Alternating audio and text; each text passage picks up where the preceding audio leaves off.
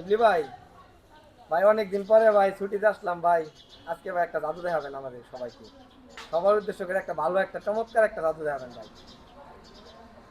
আচ্ছা ঠিক আছে, আজকে জাদু শুধু দেখাবো না, শিখাই দিব। হ্যাঁ, হাতে একটি ক্যারাম বোর্ডের গুটি। এটা কি? কালো রামবোর্ডের কালার। গুড়ি। হ্যাঁ, কালো। জাস্ট আমি এটা ধরে দেওয়া একটা ম্যাজিক করলাম। ঠিক আছে, রেড লাল হয়ে গেছে। ভাই নাইস। আসলেও ভাই তোমার নাম যে ভাই জাদুকর শিবলি ভাই, এটা তুমি আবার প্রমাণ করে দিলে আচ্ছা, ভাই। এটা কেমনে করছি এটা শিখাই দিতেছি। হ্যাঁ, এটা কিন্তু একটা চুম্বক সিস্টেম। হ্যাঁ, এটা কিন্তু এই যে আসলে আহ, এই যে, ঠিক আছে, এটা আমার হাতে এভাবে ছিল, লুকানো ছিল। জাস্ট আমি রাখছি, দেখাইছি, দেখানোর পর জাস্ট এটা এই যে এই রাখলাম। ঠিক আছে, জাস্ট এই ধরলাম, ধরে মানে আসলে কি, এইটা শুধু জাস্ট এটার মধ্যে ঢুকাই দিছি, এই ঢুকাই দিছি।